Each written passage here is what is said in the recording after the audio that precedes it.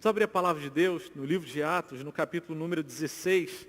Hoje vamos ler a partir do versículo 19.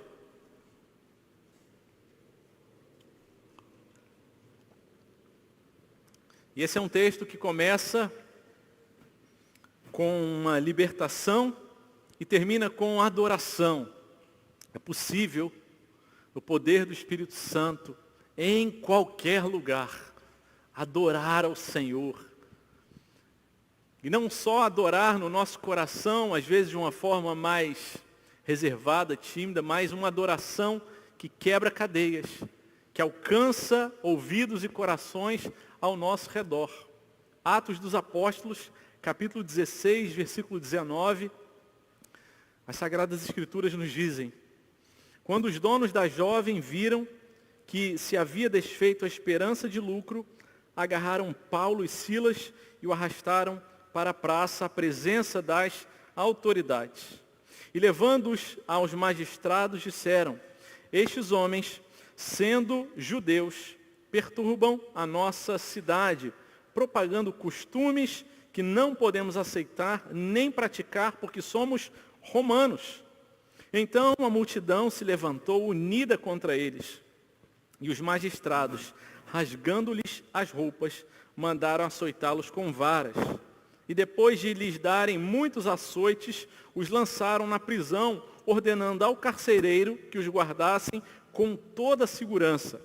Este, recebendo tal ordem, levou-os para o cárcere interior e prendeu os pés deles no tronco. Por volta da meia-noite, Paulo e Silas oravam e cantavam louvores a Deus. E os demais companheiros de prisão escutavam. De repente, sobreveio tamanho terremoto que sacudiu os alicerces da prisão. Todas as portas se abriram e as correntes de todos os presos se soltaram. Aleluia. Queridos irmãos, o texto que nós agora acabamos de ler vem na sequência do texto anterior que meditamos na semana passada, versículos 16, 17 e 18, em que Paulo e Silas chegam ali em Filipos, estão à beira do rio, num lugar de oração. E naquele lugar de oração, inicialmente encontraram algumas mulheres. Dentre essas mulheres, ele encontrou Lídia, uma vendedora de púrpura, uma mulher com recursos. Essa mulher, ela tem o coração aberto pelo Senhor, é o que diz a palavra de Deus. E essa mulher, então, é convertida, sua casa é convertida, elas são batizados, e elas recebem os apóstolos ali, os discípulos missionários na casa dela, e eles ficam durante algum tempo ali. E diz que a palavra do Senhor, que eles indo regularmente ali, certo dia vai ao encontro deles uma jovem possuída por um espírito de adivinhação. Era uma jovem possuída por um demônio. E ela tinha uma dupla escravidão. Demônios dominavam sobre a vida dela, mas também haviam donos humanos que a exploravam, que obtinham muito lucro com a adivinhação daquela jovem. Alguém queria saber sobre o futuro, sobre uma viagem, sobre uma colheita, ia para aqueles donos, pagava um valor para eles, e aquela jovem adivinhava e dava lucro, portanto, para eles. E ela começa a seguir então os apóstolos e vai gritando ali: esses homens são servos do Deus Altíssimo e anunciam a vocês o caminho da salvação. Ela gritava uma coisa certa, mas ela tinha uma vida dominada por espíritos. Ela era uma adivinhadora, o que é claramente condenado pela palavra de Deus. Uma vida dominada por Satanás. Então, diz a palavra de Deus que Paulo, depois de alguns dias, se indignou e repreende, expulsa aquele espírito, e aquela menina, então, imediatamente fica livre daquela opressão e daquela escravidão demoníaca, daquela possessão demoníaca. Na mesma hora, diz a palavra de Deus, que o espírito saiu dela. Lembrem que essa cena ela está no contexto maior da segunda viagem missionária do apóstolo Paulo, saindo ali de Antioquia. A igreja está se expandindo. Eles estavam na Ásia, tentaram ir ali no mapa para a direita, na Ásia, para a região ali da Bitínia.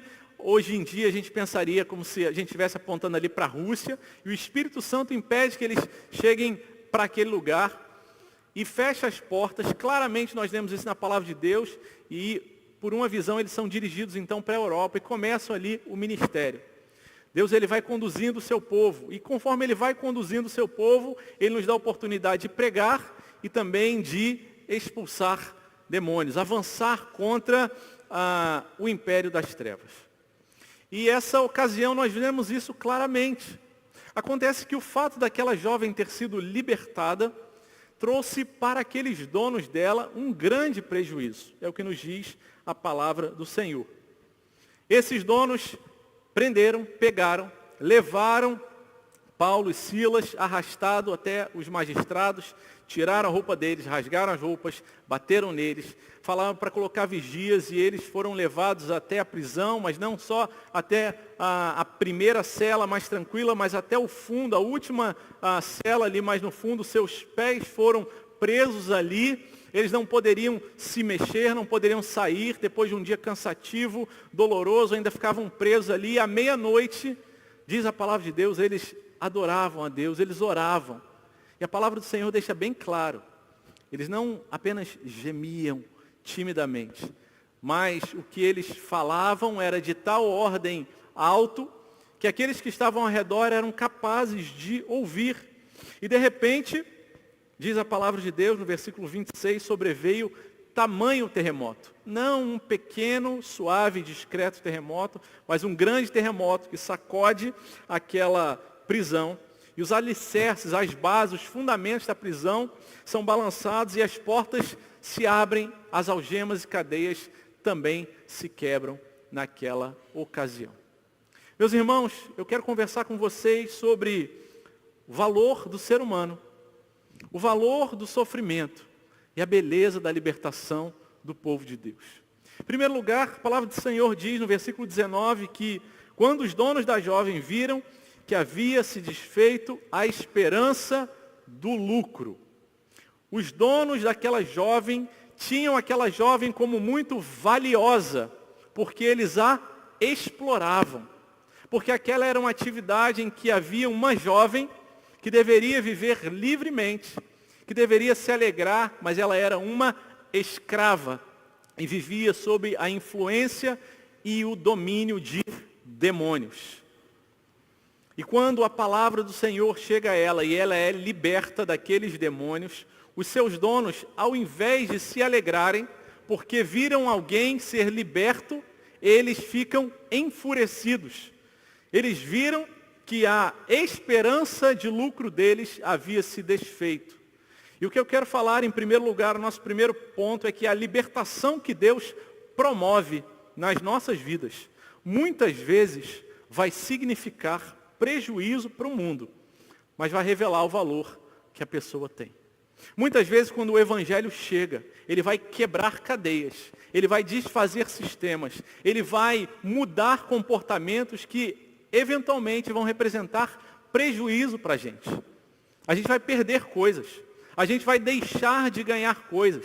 A gente que talvez, em práticas antigas, pecaminosas, que desagradam a Deus, que talvez teria tanto lucro, tanto benefício, tantos favores, ao serem alcançados pelo Evangelho, transformados e convertidos, seremos colocados em outra configuração.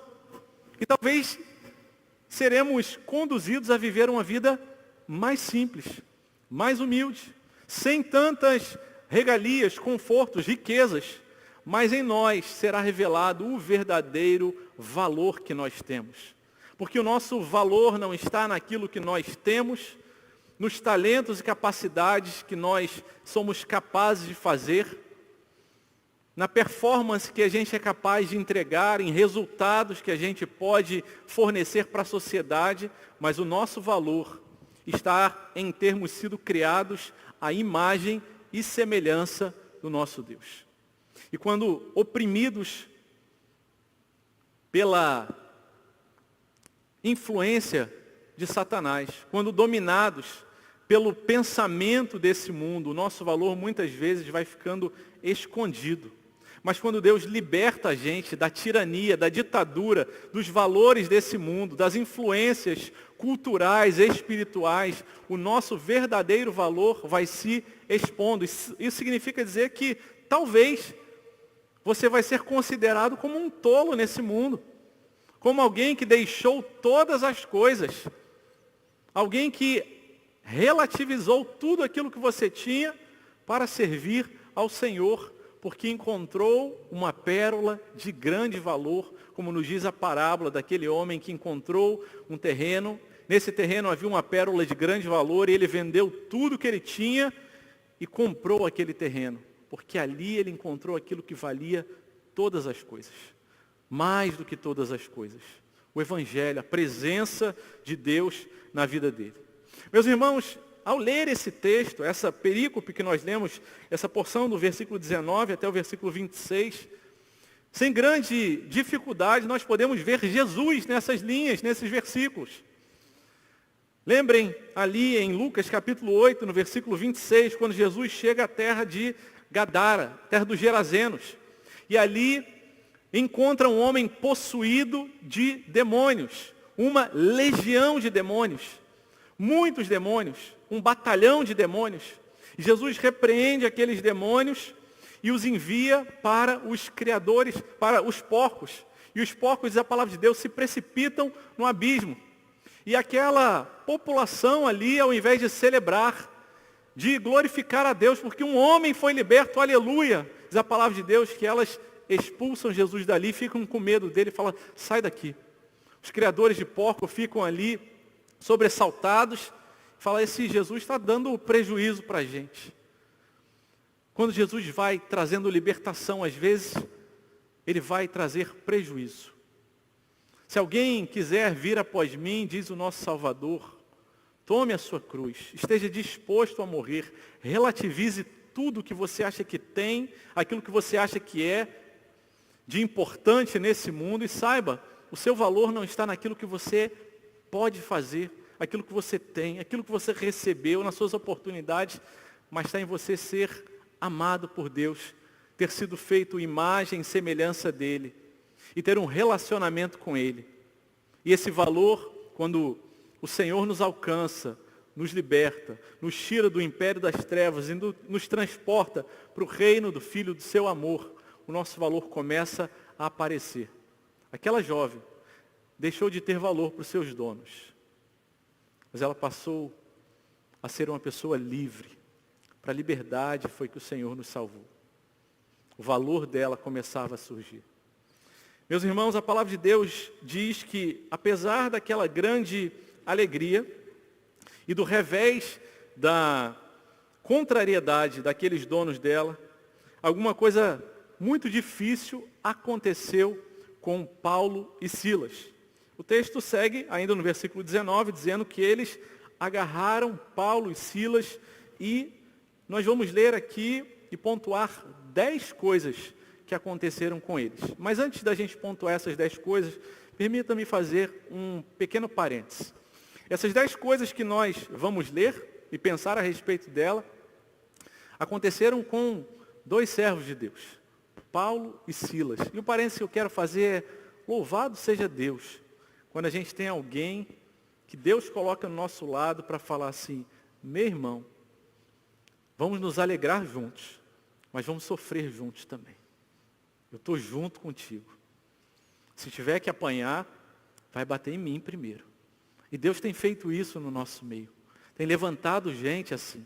Ontem, no nosso período ali, na imersão do Homem Presente, ao final da imersão, nós tivemos ali algumas palavras, e um dos desafios foi, homens, não caminhem sozinhos. Cada homem precisa de um homem mais velho, mais experiente, mais maduro, que possa pastoreá-lo, acompanhá-lo, exortá-lo, animá-lo, compartilhar com ele o coração. E cada homem precisa também se dispor a acompanhar algum homem mais novo e menos experiente. E que coisa maravilhosa isso que Deus criou, da gente andar juntos. E que a gente não fique na teoria, no desafio, mas que a gente caminhe assim também. Isso não apenas para homens, mas também para mulheres, há orientações da palavra de Deus, para que as mais experientes possam instruir as mais novas, e assim caminharmos juntos, porque quando a igreja caminha junto, amalgamada, unida, pelo Santo Espírito de Deus, coesa, os sofrimentos vêm, as injustiças, as lutas, a vontade de desistir, mas o Senhor usa um ao outro nesse corpo, bem articulado, junto, para que a gente possa avançar. Vamos então às 10 coisas que aconteceram com Paulo e Silas. E o segundo ponto é servir a Deus com fidelidade. Muitas vezes vai nos custar muita coisa, às vezes vai nos custar tudo. Primeira coisa, eles agarraram Paulo e Silas. Muitas vezes nós somos agarrados, solapados por situações que nós não prevíamos. Nós não estamos no controle da nossa vida. Nós não dominamos sobre nada. E às vezes situações nos agarram, quando menos a gente espera. E nos tomam e nos movem do lugar que achávamos ser tão seguros. Na nossa conta bancária bem equilibrada, nos nossos investimentos bem distribuídos, na nossa saúde bem firme, nos nossos relacionamentos bem equilibrados, mas de repente as situações nos agarram, nos tiram daquele lugar. E diz a palavra de Deus que Paulo e Silas foram agarrados por aqueles homens e foram arrastados, e não apenas somos movidos de um lugar onde estávamos em segurança, mas somos deslocados para outro lugar em que nós não prevíamos. Eles foram arrastados. E arrastar, meu irmão, minha irmã, não significa dizer foram gentilmente conduzidos. Eles foram arrastados, como algo que era contra a vontade deles. E às vezes nós nos sentimos assim, arrastados pela situação do dia a dia, pelas notícias, pelas pessoas, pelas injustiças, pelo nosso próprio coração, arrastados. Foram levados ali para a praça, à presença das autoridades. Então eles foram, 1, agarrados, 2, arrastados, e eles foram levados aos magistrados. Eles foram conduzidos ali diante daqueles que têm autoridade. E talvez diante daquilo dali eles teriam uma esperança de ter um justo julgamento, mas eles foram ali colocados diante de alguém que a gente pensaria, bem, eles vão resolver, vão ser ponderados. Talvez tivessem alguma esperança, mas isso não acontece. E a próxima coisa que acontece é que eles ouvem uma acusação. Disseram os homens que o arrastaram: esses homens, sendo judeus, perturbam a nossa cidade, propagando costumes que não podemos aceitar nem praticar, porque somos romanos. A quarta coisa que acontece com eles é que eles são injustamente acusados. Paulo e Silas não estavam perturbando a cidade. Não estavam propagando costumes que eles não poderiam aceitar nem praticar, porque eram romanos. Não. Em Roma, a cultura, a lei dizia que o cidadão romano poderia praticar qualquer religião, desde que ela não se levantasse contra César. Um romano poderia ser de qualquer religião. Eles tinham uma abertura ali cultural a praticar ritos de outras culturas e outras religiões, desde que não ofendesse a César. E eles não estavam aqui perturbando nada. Eles estavam sendo injustamente acusados. Eu quero perguntar para você, meu irmão, minha irmã, como é que você reage quando você é acusado injustamente? Quando alguém fala alguma coisa de você que não é verdade. A minha personalidade, meu temperamento, normalmente eu me deprimo. Eu fico angustiado, fechado, triste.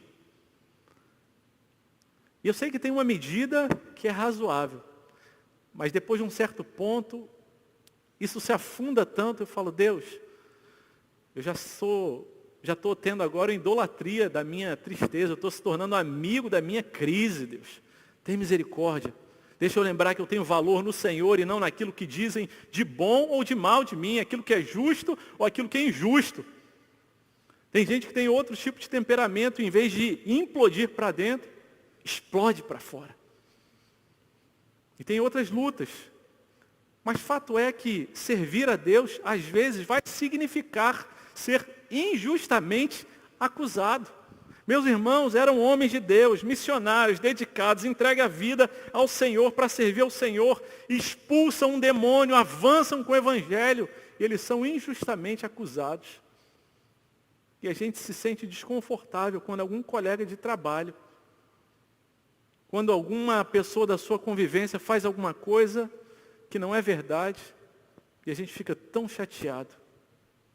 A gente ainda é muito melindroso, a gente ainda é muito imaturo, mas há esperança para a gente. A palavra do Senhor segue dizendo que eles, depois da palavra Romanos, nós seguimos lendo, e os magistrados rasgaram-lhes as roupas, e essa foi a quinta coisa que fizeram com eles. Expuseram a sua vergonha. Meus irmãos, é terrível. Eles já estavam injustamente sendo acusados, era mentira o que estava sendo falado sobre eles, e ainda rasgaram a roupa, quiseram humilhar, quiseram expor a eles. E cada vez que a gente vai lendo cada um dos detalhes, parece que a gente está falando de Jesus. E a gente está falando de Jesus mesmo. Aquele que foi agarrado, arrastado, injustamente acusado, aquele que lhes rasgaram as roupas, e continua assim também. A gente passa vergonha, a gente é humilhado nesse mundo, mas vale a pena continuar seguindo e servindo ao Senhor. Segura firme, o texto não termina por aí, há esperança para a gente. Depois eles mandaram açoitá-los com varas, foram humilhados e foram injustamente castigados ali. Já não basta ter sido retirado, ter sido acusado, ter sido humilhado.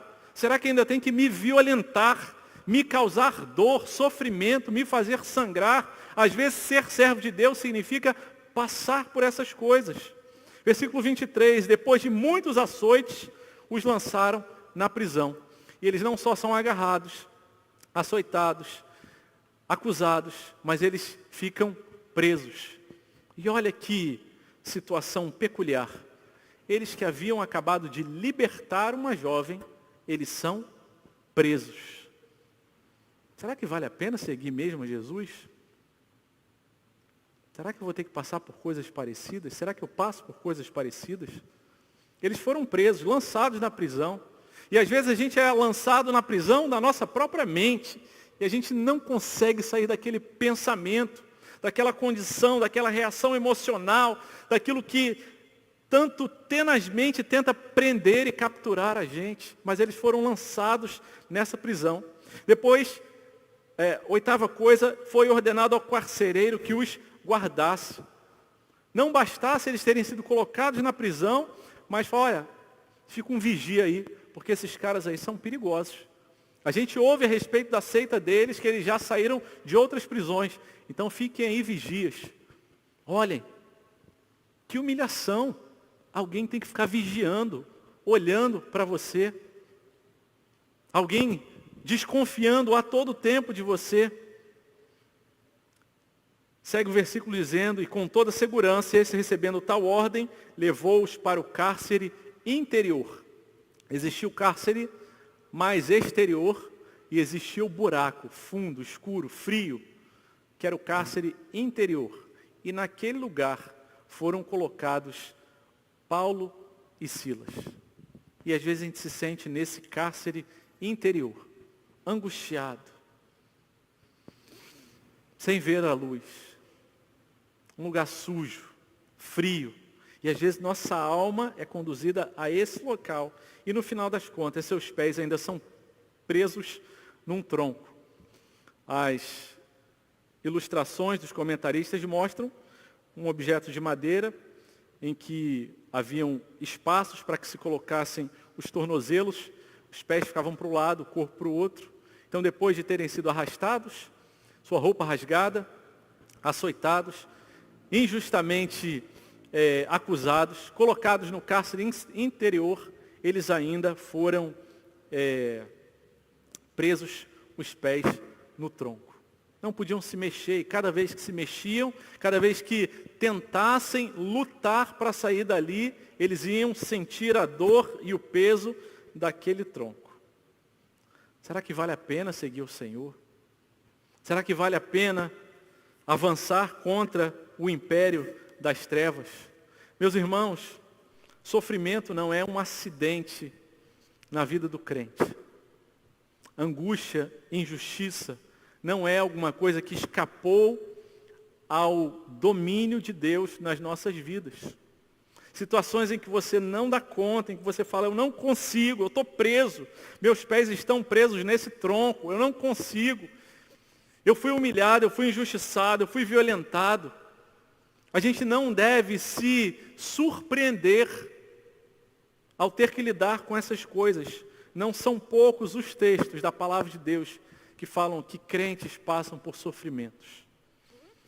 2 Timóteo 3,12, na verdade, todos os que querem viver piedosamente em Cristo Jesus serão perseguidos. 1 Pedro 2,20, se, quando praticam o bem, vocês são igualmente afligidos e suportam com paciência, saibam que isso é agradável a Deus.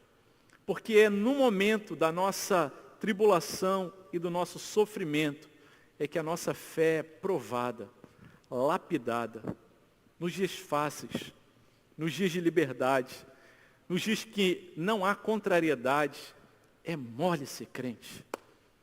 No dia da bênção, no dia do sol brilhante, qualquer um quer o benefício da bênção de dizer, este é o meu Salvador, que me safa, que me salva dos perigos, da perdição. Mas no dia do sofrimento nós podemos dizer, eu não estou abandonado, porque eu tenho um Salvador e tenho um Senhor. E Ele cuida da minha vida. 1 Pedro 3,14, mas mesmo que vocês venham a sofrer por causa da justiça, vocês são bem-aventurados. Não tenham medo das ameaças, nem fiquem angustiados. E finalmente 1 Pedro 4,12. Amados, não estranhem o fogo que surge no meio de vocês, destinados a pô-los à prova. Colocar a prova no fogo não é nada simples. A temperatura aumenta, mas a impureza vai embora e o verdadeiro valor aparece. Um ouro, quando é depurado, ele é colocado no fogo. A sua vida é assim, meu irmão. A sua vida é assim, minha irmã. Se você tem atravessado tempos de angústia, de sofrimento, o Senhor não esqueceu de você, mas há um fogo da parte de Deus depurando, purificando, aperfeiçoando a sua vida.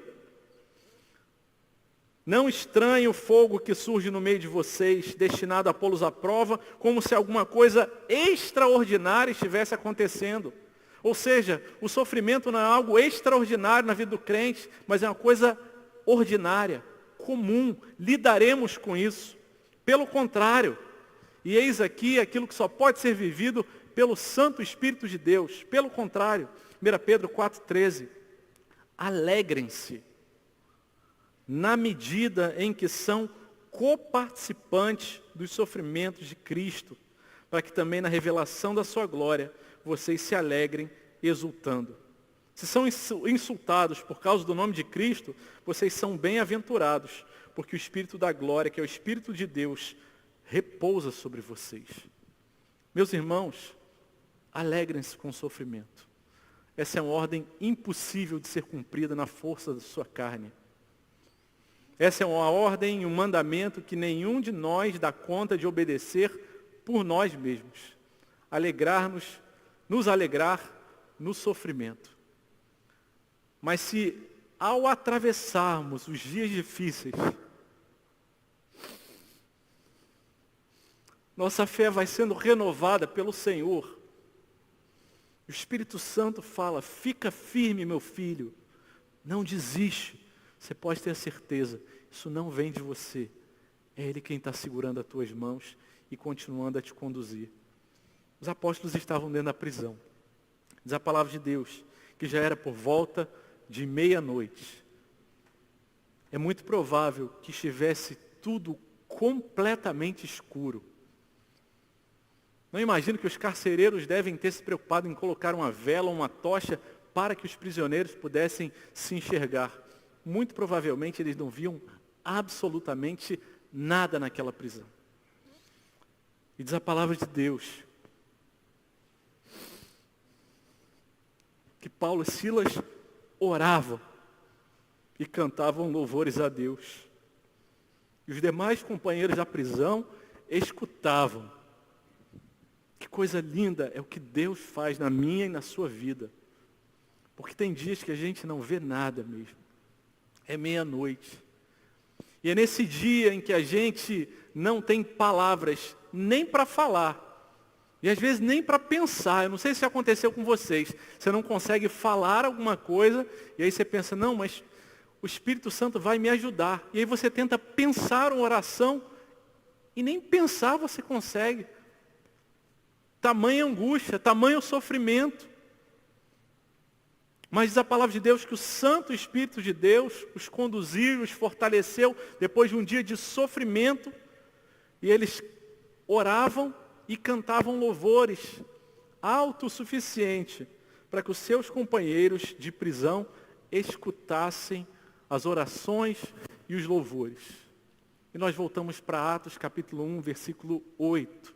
Vocês receberão poder ao descer sobre vós o Espírito Santo e serão minhas testemunhas em Jerusalém, Judeia, Samaria, confins da terra e dentro do cárcere inferior.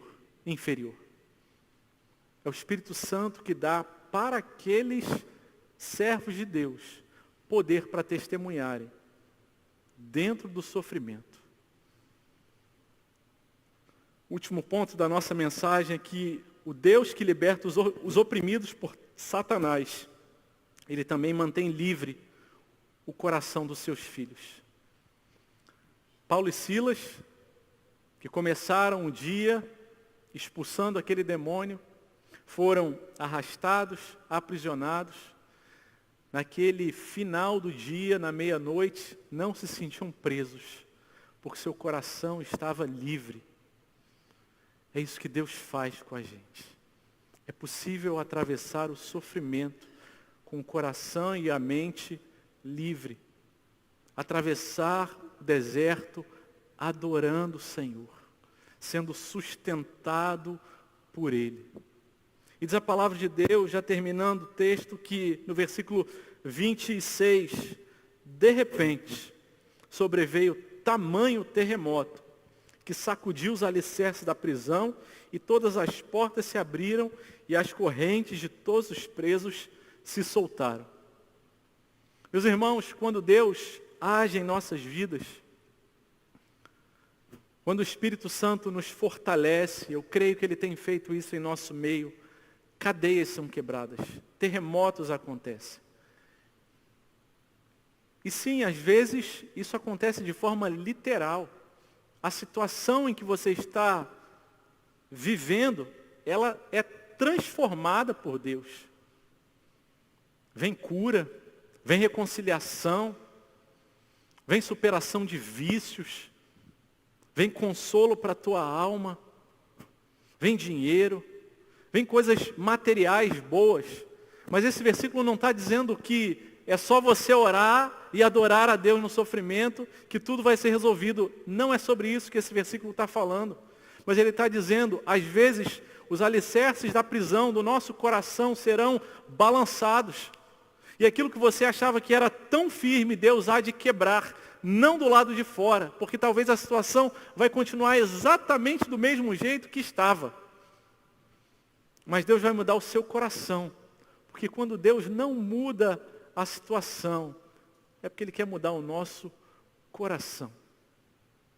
E quando Ele começa a operar e permitir que a gente adore a Ele, ore a Ele, no meio da noite escura, Ele já está preparando um terremoto para quebrar aquilo que está dentro do nosso coração. Eu creio nisso.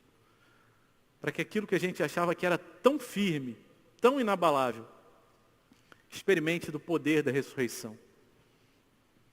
E a gente termina o texto lembrando de novo do nosso Salvador, que foi dado a conhecer como ressurreto depois de um terremoto, no jardim ali do sepulcro. Ele tinha sido colocado naquele local, o seu corpo, e depois de 3 dias, um grande terremoto abala aquele lugar, a pedra é removida por um anjo, e o poder da ressurreição traz Jesus. E esse poder da ressurreição, desse terremoto que faz a transformação das nossas vidas, está à nossa disposição também. É tempo de render-se a Ele. E nessa semana eu pensava, será que vale a pena a gente se envolver nas coisas de Deus e ter que passar por tanto sofrimento? Vale a pena. Quem sabe Paulo e Silas estavam ali adorando a Deus e dizendo, Deus, muito obrigado. Aquela jovem hoje está dormindo tranquila, não está sonhando nada, não está perturbada. Deus quer nos usar. E talvez o fato de Ele nos usar vai trazer desafios e sofrimentos. Mas fica firme, vale a pena. O Senhor nos fortalece, aperfeiçoa e mostra o nosso verdadeiro valor para a glória dEle, em nome de Jesus.